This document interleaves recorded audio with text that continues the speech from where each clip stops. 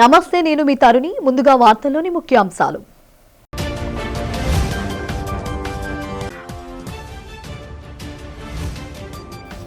ముఖ్యమంత్రి చంద్రబాబు అధ్యక్షతన సచివాలయంలో జరిగిన 14వ రాష్ట్ర స్థాయి పెట్టుబడుల ప్రోత్సాహక బోర్డు సమావేశం. పలు రంగాల్లో భారీ పెట్టుబడులకు ఆమోదం తెలిపిన బోర్డు సభ్యులు.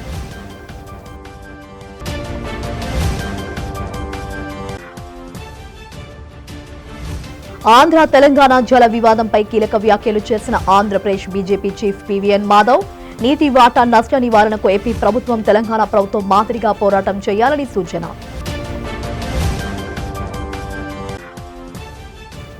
భోగాపురం ఎయిర్పోర్ట్ నిర్మాణంలో కూటమి ప్రభుత్వం ప్రకటనను ఎద్దేవా చేసిన మాజీ మంత్రి గుడివాడ అమర్నాథ్, భోగాపురం ఎయిర్పోర్ట్ నిర్మాణం ఘనత ముమ్మాటికి జగన్మోహన్ రెడ్డికే దక్కుతోందని వెల్లడి.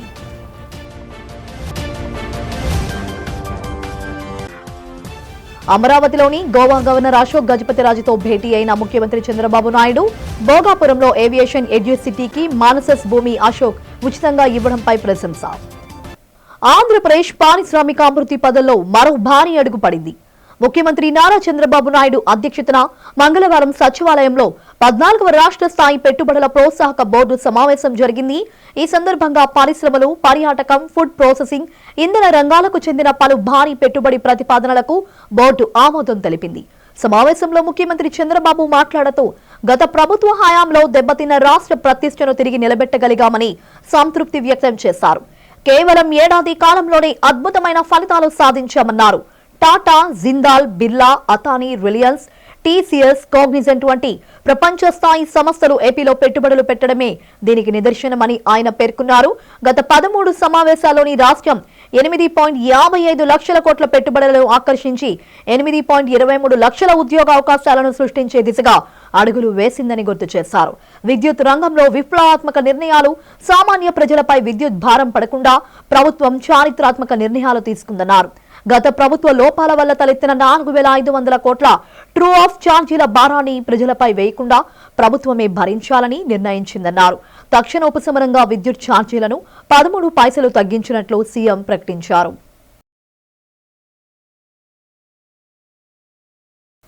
ఆంధ్ర తెలంగాణ జల వివాదంపై Andhra Pradesh BJP chief PVN Madhav కీలక వ్యాఖ్యలు చేశారు. ఏపీకి రావాల్సిన నీటి వాటాలో నష్టం జరుగుతుందన్నారు. ఈ సందర్భంగా విశాఖలో ఆయన మాట్లాడుతూ మన నీటి వాటా మన హక్కు అని, నీటి వాటా కోసం రాష్ట్ర ప్రభుత్వం రాజీ లేని పోరాటం చేయాలన్నారు. తెలంగాణ సమర్థవంతంగా వాదన వినిపిస్తోందని, ఏపీ ప్రభుత్వం కూడా బలమైన వాదన వినిపించాలని డిమాండ్ చేశారు. చాలా మంది నిపుణులు ఉన్నారు. రాష్ట్ర ప్రభుత్వం వారి సలహాలు తీసుకోవాలని, మన నీటి సమస్యను సరైన రీతిలో వరించాలి అన్నారు. సరైన రీతిని మన వాదనను వినిపించిన నాడే మనకి పూర్తి న్యాయం జరుగుతుందన్నారు.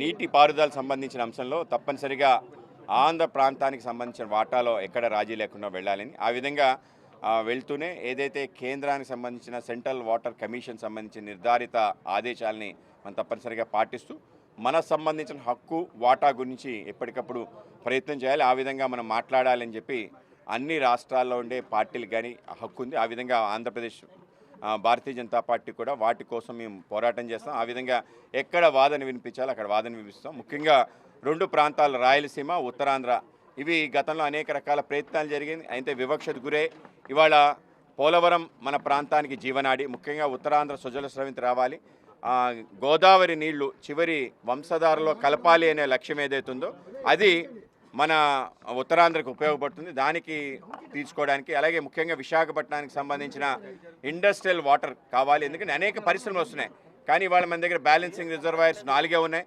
దాంట్లో 2 ప్రధానమైంది. కనుక వాటర్ లభ్యత కూడా పెద్ద ఎత్తున ఇక్కడ కావాలి. పరిశ్రమలు కావాలంటే వాటర్ కావాలి. కనుక పోలవరం సంబంధించిన ఏదైతే ఎడమ కాలం ఉందో ఆ పనులు త్వరితగతిన పూర్తవుతున్నాయి. అలాగే పురుషోత్తంపట్నం సంబంధించిన ఎత్తిపోతల పథకం, అలాగే మన ప్రాంతానికి సంబంధించిన సుజల స్రవంతి ఫేజ్ 1, ఫేజ్ 2 ఇవి కూడా పూర్తి కావాలి.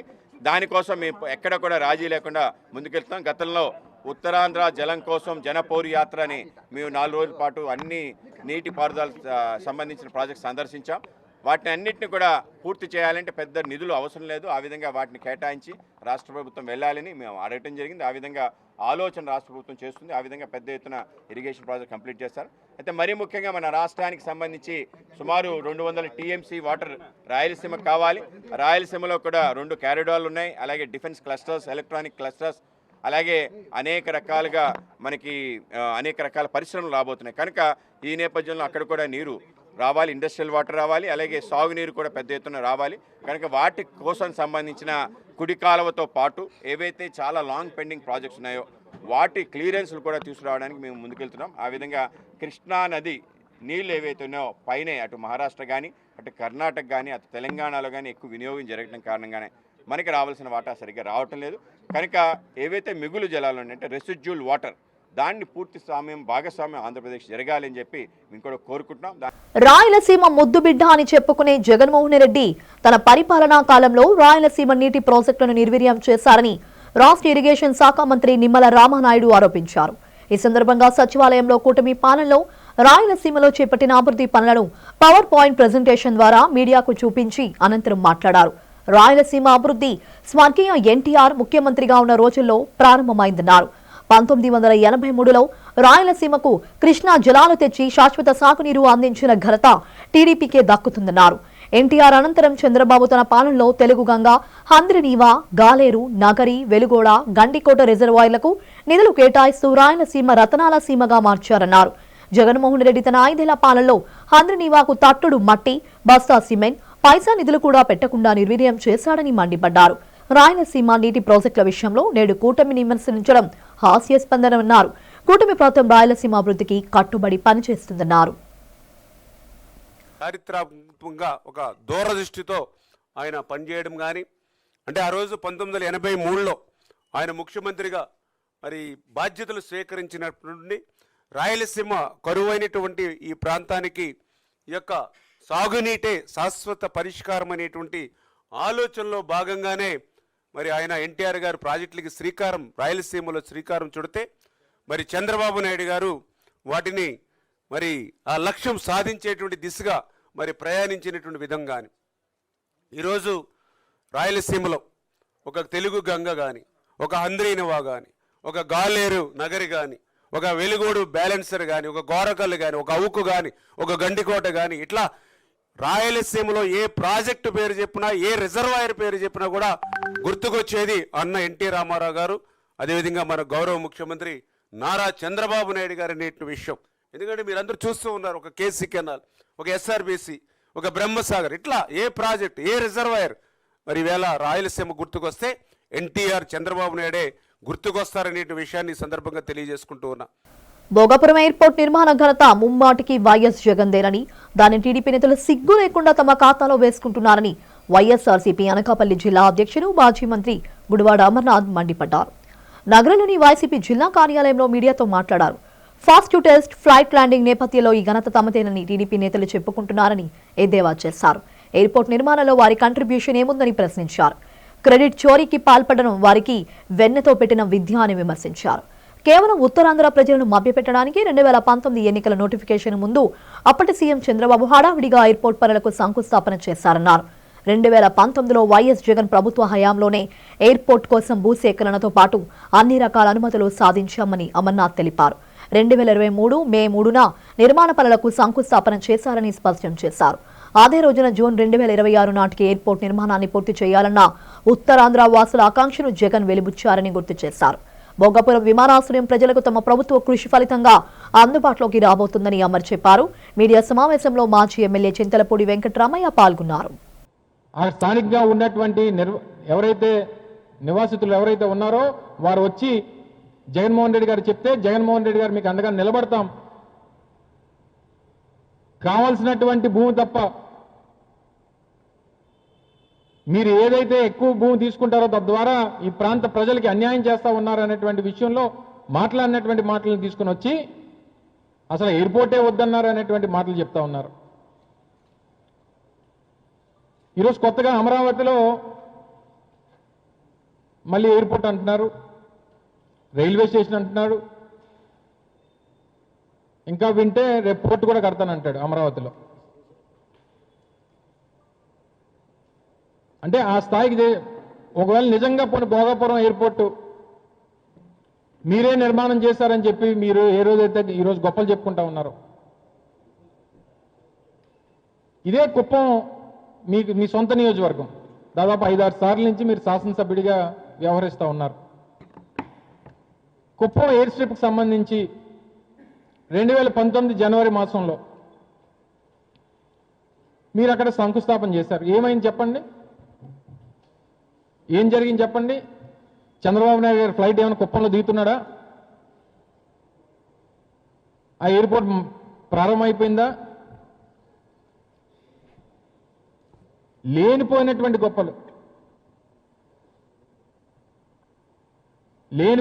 గొప్పలు చెప్పుకొని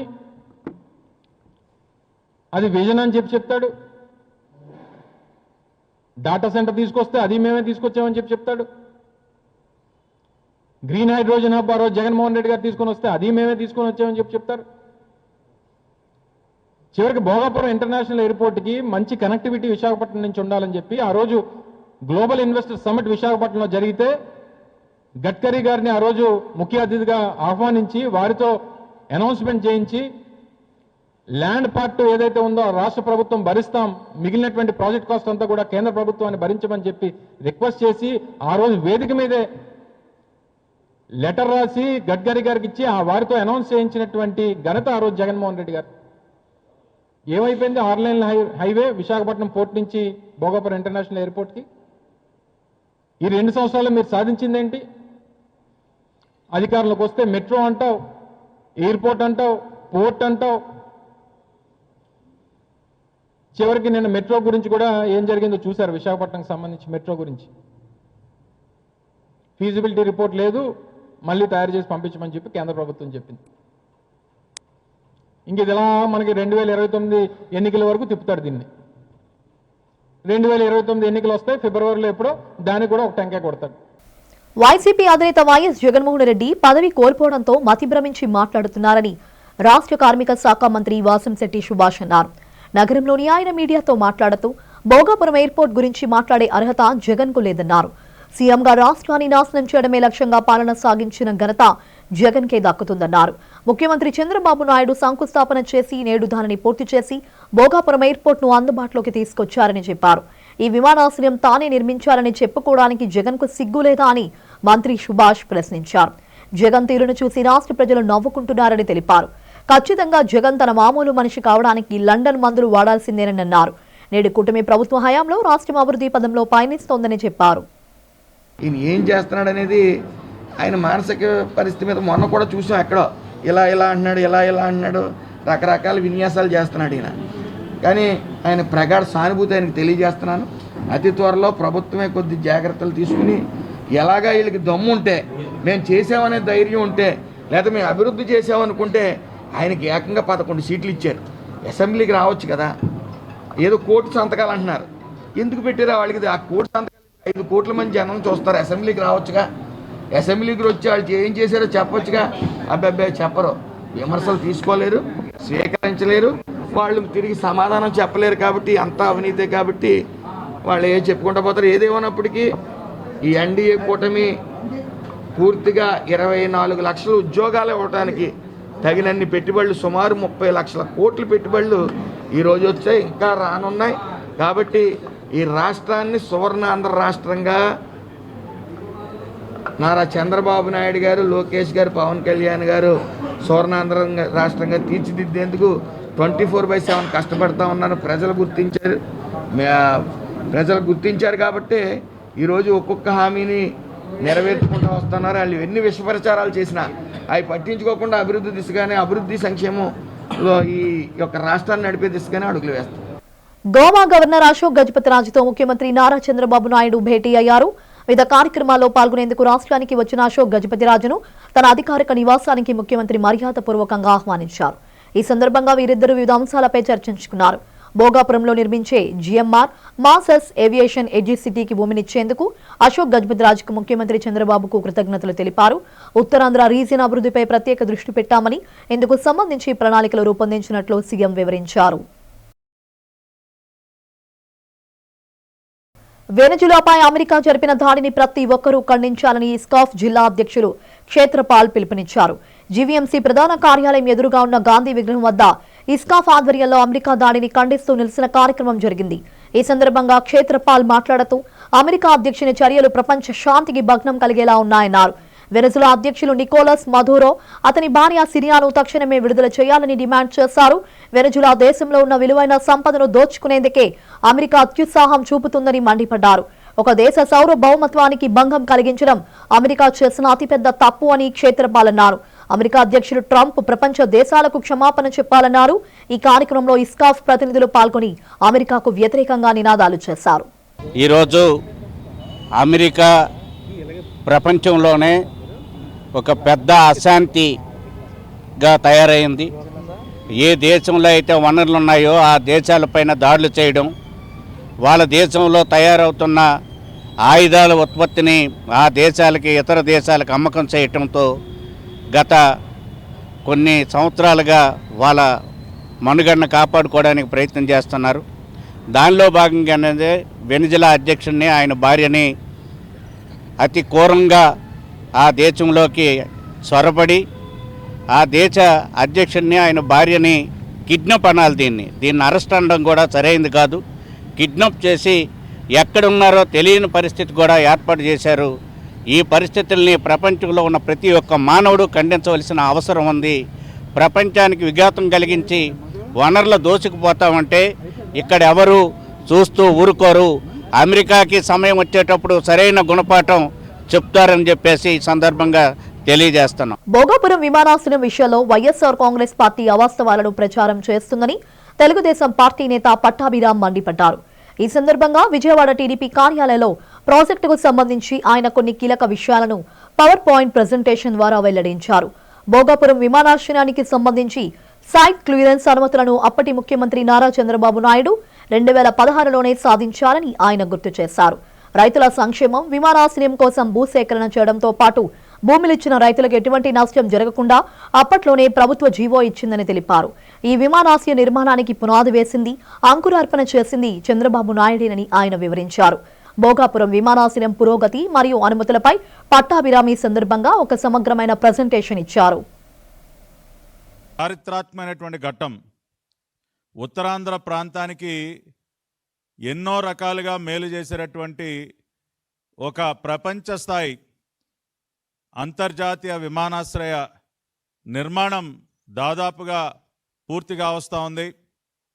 ట్రయల్ రన్ కూడా మొన్న దిగ్విజయంగా కేంద్ర పౌర విమానయాన శాఖ మంత్రి రామ్మోహన్ నాయుడు గారి సారథ్యంలో ట్రయల్ రన్ కూడా పూర్తి చేసుకున్నాం. రేపు జూన్ మాసంలో గౌరవ ప్రధానమంత్రి నరేంద్ర మోడీ గారు, గౌరవ ముఖ్యమంత్రి వర్యులు నారా చంద్రబాబు నాయుడు గారుల సారథ్యంలో విమానాశ్రయాన్ని ప్రారంభింపజేసుకోబోతున్నాం.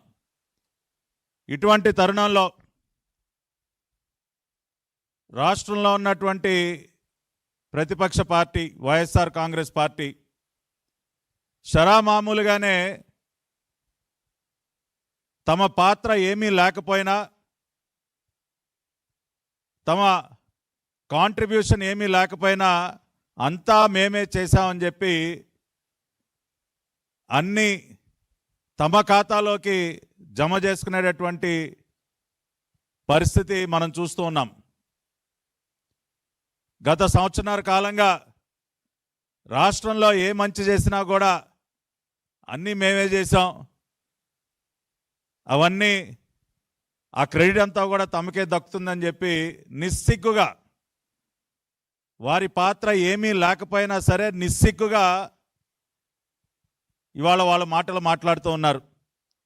భోగాపురం అంతర్జాతీయ విమానాశ్రయం ఏదైతే అల్లూరి సీతారామరాజు గారి పేరుతో అల్లూరి సీతారామరాజు ఇంటర్నేషనల్ ఎయిర్పోర్ట్గా రేపు జూన్లో ప్రారంభింపబడుతున్నటువంటి భోగాపురం అంతర్జాతీయ విమానాశ్రయానికి సంబంధించినటువంటి వాస్తవాలు, ఎవరు దానికి అంకురార్పణ చేశారు, ఎవరి యొక్క కృషి వల్ల ఈ రోజున భోగాపురం విమానాశ్రయం యొక్క కళ సాకారం అవుతా ఉంది, నిర్మాణం పూర్తిగా వస్తూ ఉంది అన్నదానికి సంబంధించి ఒక్కసారి మనం వాస్తవాల్లో కనుక వెళ్ళినట్లయితే, ఇది ఫిబ్రవరి 2015లో ఆనాడు వచ్చినటువంటి వార్త.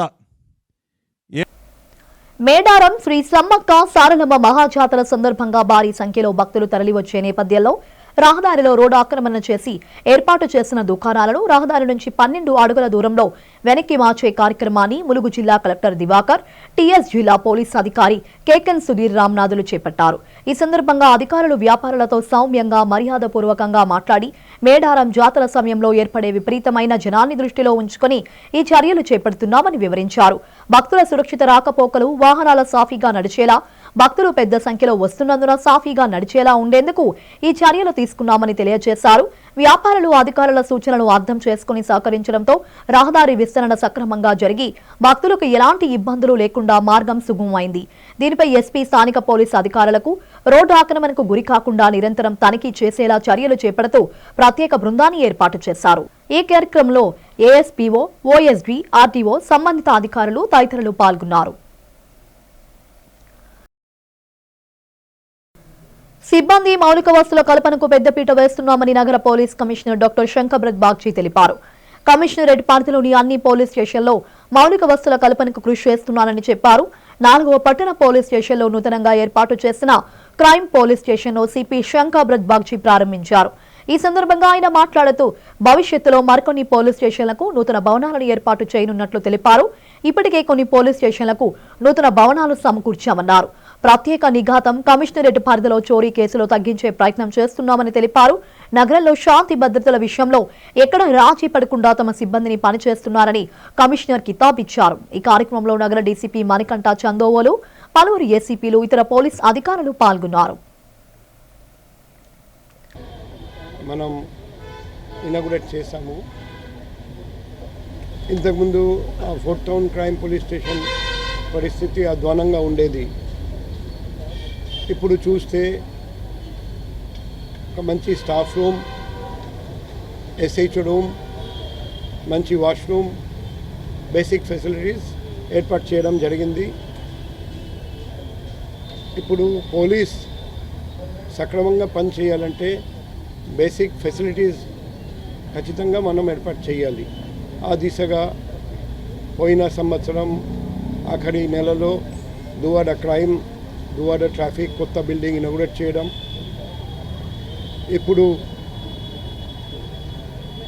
ఫోర్ట్ టౌన్ క్రైమ్ కొత్త బిల్డింగ్ ఇనాగ్రేట్ చేయడం. నెక్స్ట్ మన టార్గెట్ వచ్చేసి కంచర్పాలెం ట్రాఫిక్, ఎయిర్పోర్ట్ క్రైమ్ కొత్త బిల్డింగ్ మేము ఇంకొక మంత్ లోపల ఇనాగ్రేట్ చేయబోతున్నాం. అది కాకుండా చాలా రోజుల నుండి ఎదురు చూస్తున్న కొత్తగూడెం ఎమ్మెల్యే కూనంనేని సాంబశివరావు ప్రధాని మోడీపై చేసిన అనుచిత వ్యాఖ్యలకు నిరసనగా ఖమ్మం బీజేపీ నాయకులు స్థానిక జడ్పీ సెంటర్లో నిరసన చేపట్టారు. సాంబశివరావు మోడీకి బేషరతుగా క్షమాపణ చెప్పాలంటూ వారు డిమాండ్ చేశారు.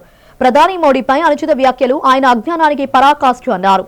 వీబీజీ రామ్జీ చట్టం ద్వారా రాష్ట్రానికి ఎక్కువ నిధులు వస్తాయని, కనీస అవగాహన లేకుండా మాట్లాడటం సరికాదని ఖమ్మం బీజేపీ అధ్యక్షులు నెల్లూరి కోటేశ్వరరావు అన్నారు. ఈ కార్యక్రమంలో వెంకటేశ్వర్లు, సుదర్శన్ మిశ్రా, రాజేష్, నరేష్, బెనర్జీ మరియు బీజేపీ కార్యకర్తలు మీరు మీ యొక్క వ్యక్తిగత లబ్ధి కోసం, ఫేమ్ కోసం సాక్షాత్తు భారతదేశ ప్రధాని నరేంద్ర మోడీ గారి మీద మీరు చేసిన అనుచిత వ్యాఖ్యలను భారతీయ జనతా పార్టీ ఖమ్మం జిల్లా శాఖ తీవ్రంగా ఖండిస్తుంది. ఈ యొక్క పేరు మార్పుతో పాటు మనకి కాలానుగుణంగా ప్రజలు దేన్ని కోరుకుంటున్నారు, మన యొక్క భారతదేశం యొక్క స్వరూపము, సిద్ధాంతం ఏదైతే ఉందో దాని సందర్భంగా ఆ యొక్క స్కీమ్కి మనేగారా స్కీమ్లో వికసిత భారత్ జీరామ్జీ పేరును పెట్టడం జరిగింది కేంద్ర ప్రభుత్వం. ఇది గ్రామ అభివృద్ధికి, గ్రామ స్వరాజ్యానికి దోహదపడేటువంటి ఈ యొక్క పథకం. ఇంతకుముందు 100 రోజులున్న ఈ పథకాన్ని 120 రోజులు చేస్తూ ఈ యొక్క ఉపాధి హామీ పథకాన్ని పెంచుతూ కూలీలకి లబ్ధి చేసే విధంగానే ఈ స్కీము మంచిగా ఉంది. కానీ మీరు ఈ పథకంలో ఉన్నటువంటి యొక్క ఉపయోగాల్ని మర్చిపోయి ఒక పేరు మార్చారని చెప్పి నేను సోనియా గాంధీ భక్తుల్ని, నెహ్రూ భక్తుల్ని, రాహుల్ గాంధీ భక్తుల్ని, వాళ్ళ మానవుడి భక్తులని మీరు చెంచాగిరి చేస్తూ వాళ్ళ యొక్క కుటుంబానికి మీ పార్టీ వ్యక్తులు కూడా గారు. అయినా కానీ మీరు అధికార దాహంతో మీరు యొక్క ఖమ్మం నగర రాజకీయాల అన్యూహ మార్పులు చోటు చేసుకున్నాయి. గత కొంతకాలంగా వినిపిస్తున్న ఊహాగానాలకు తెరదించుతూ ఖమ్మం మున్సిపల్ కార్పొరేషన్ కు చెందిన 5 బీఆర్ఎస్ కార్పొరేటర్లు కాంగ్రెస్ పార్టీలో చేరారు. హైదరాబాద్ లోని గాంధీ భవన్ లో జరిగిన ఈ కార్యక్రమంలో వీరంతా అధికారికంగా హస్తం గూటికి చేరారు. ఈ పరిణామంతో బీఆర్ఎస్ పార్టీకి కంచుకోటగా ఉన్న ఖమ్మంలో ఆ పార్టీకి గట్టి ఎదురుదెబ్బ తగిలింది. టీపీసీసీ అధ్యక్షులు మహేష్ కుమార్ గౌడ్, రాష్ట్ర వ్యవసాయ శాఖ మంత్రి తుమ్మల నాగేశ్వరరావు సమక్షంలో కార్పొరేటర్లు కాంగ్రెస్ తీర్థం పుచ్చుకున్నారు. పార్టీలో చేరిన వారికి నేతలు కాంగ్రెస్ కండువాలు కప్పి సాదరంగా ఆహ్వానించారు. బీఆర్ఎస్ వీడి కాంగ్రెస్ చేరిన వారిలో కార్పొరేటర్లు గొల్లా చంద్రకళ, డోనవాల సరస్వతి, దాదే అమృతమ్మ, చిరుమామిళ్ల లక్ష్మి, మోతారావు శ్రావణి ఉన్నారు. రాష్ట్రంలో కాంగ్రెస్ ప్రభుత్వం అమలు చేస్తున్న సంక్షేమ పథకాలు, మంత్రి తుమ్మల నాగేశ్వరరావు చేస్తున్న అభివృద్ధి పనులకు ఆకర్షితులై తమ పార్టీ మారుతున్నట్లు కార్పొరేటర్లు ఈ సందర్భంగా తెలిపారు. ఈ చేరికలతో ఖమ్మం మున్సిపల్ కార్పొరేషన్లో కాంగ్రెస్ బలం మరింతగా పెరగగా బీఆర్ఎస్ ఆత్మరక్షణలో పడింది.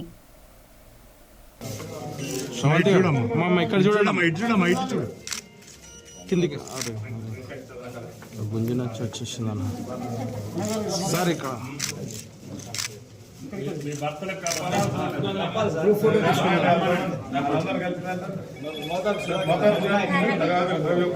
సార్ ఇక్కడ సార్ ఇక్కడ ఓకే సార్ ఇద్దరు ఉన్నాను సార్ ఎటు పక్క పినాకిల్ హాస్పిటల్ యాజమాన్యం ఆధ్వర్యంలో అధిక రక్తపోటుపై విజయం అనేక పుస్తకాల ఆవిష్కరణ కార్యక్రమం జరిగింది. హాస్పిటల్లో జరిగిన కార్యక్రమంలో ప్రముఖ వైద్య నిపుణులు senior consultant cardiologist doctor S C Sinha పుస్తకాన్ని ఆవిష్కరించారు. ఈ సందర్భంగా పుస్తక రచయిత, Pinnacle hospital consultant cardiologist doctor Ram Prasad Kadiyala, పుస్తక సంపాదకులు senior consultant cardiologist doctor Sinha మీడియాతో మాట్లాడుతూ అధిక రక్తపోటు వలన ఎన్నో దుష్పరిణామాలు చోటు చేసుకుంటున్నారని తెలిపారు. రక్తపోటు నియంత్రణలో లేకుంటే అనేక రోగాల బారిన పడే ప్రమాదం ఉందని హెచ్చరించారు. అధిక రక్తపోటును సకాలంలో గుర్తించి క్రమం తప్పకుండా మందులను వాడాలన్నారు. మందులు వాడితే రక్తపోటు నియంత్రణలో ఉంటుందని తెలిపారు. ఓ వ్యక్తిలో అధిక రక్తపోటు ఉంటే అనేక రోగాలకు దారితీస్తుందని, కొన్నిసార్లు ప్రాణ సంకటగా మారే ప్రమాదం ఉందని కూడా తెలిపారు. ప్రజల్లో రక్తపోటుపై అవగాహన కల్పించేందుకు అధిక రక్తపోటుపై విజయం ఏ విధంగా సాధించాలో ఈ పుస్తకం ద్వారా ప్రతి ఒక్కరూ తెలుసుకోవచ్చునని డాక్టర్ సిన్హా, డాక్టర్ రామ్ ప్రసాద్లు తెలిపారు. First, on the behalf of Pinnacle Hospital, we welcome all of you that you spared your precious time and you have come here to participate in it. This is our initiative for to spread proper knowledge about a particular problem, and that is most of nowadays, because people are very much keen to surf anything on social media, and social media gives a lot of unscrupulous advices, the advices which one should not follow. To see that the blood pressure is well managed, and in case the blood pressure is not there, to see that they prevent from getting the blood pressure. So the simple tips are there. I hope everyone reads the book and takes it to their. తర్వాత మనకి fever, viral fever కానీ any infection వస్తే మనకి body temperature వస్తుంది, headache వస్తుంది. ఇది silent disease. దీనికి అసలు సిమ్టమ్స్ లేవు. మనకి మామూలుగా అందరూ అనుకునేది blood pressure, high blood pressure ఉన్న వాళ్ళకి హెడేక్స్ వస్తాయని, కోపం వస్తుందని, అవన్నీ కూడా మిస్నోమర్స్ అని. ఏ టెక్స్ట్ బుక్లోనూ డిస్క్రైబ్ చేయలేదు. బ్లడ్ ప్రెషర్ అనేది it is a silent killer. So మీరు ఏ ప్రాబ్లంతో వెళ్ళినా, ఏ కన్సల్టెంట్ దగ్గరికి వెళ్ళినా సరే, ఏ డాక్టర్ దగ్గరికి వెళ్ళినా, ప్రైమరీ హెల్త్ సెంటర్కి వెళ్ళినా, బేసిక్ డాక్టర్ దగ్గరికి వెళ్ళినా బ్లడ్ ప్రెషర్ అనేది చెక్ చేయించుకోవటం అనేది చాలా ముఖ్యం. ఈ బ్లడ్ ప్రెషర్ అనేది మనకి ఉంటుంది. ఇది నార్మల్ లిమిటా, అబ్నార్మల్ లిమిటా అనేది చూడాలి. ఇది రామ్ ప్రసాద్ గారు, డాక్టర్ సిన్హా గారు ఏది నార్మల్, ఏది అబ్నార్మల్, ఏ ఏజ్లో ఎంతెంత బ్లడ్ ప్రెషర్ ఉండాలి, దాన్ని మనం యాక్యురేట్గా డయాగ్నోస్ చేశాక. బులెటిన్ ముగించే ముందు హెడ్లైన్స్ మరోసారి.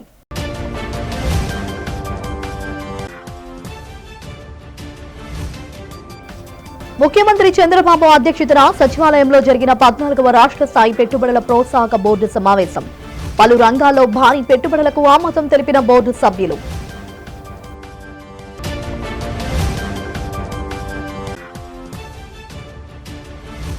ఆంధ్ర తెలంగాణ జల వివాదంపై కీలక వ్యాఖ్యలు చేసిన Andhra Pradesh BJP chief PVN Madhav.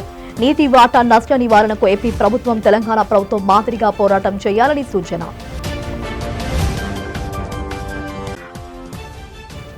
Bhogapuram airport నిర్మాణంలో కూటమి ప్రభుత్వం ప్రకటనను ఎద్దేవా చేసిన మాజీ మంత్రి గుడివాడ అమర్నాథ్. భోగాపురం ఎయిర్పోర్ట్ నిర్మాణ ఘనత ముమ్మాటికి జగన్మోహన్ రెడ్డికే దక్కుతోందని వెల్లడి.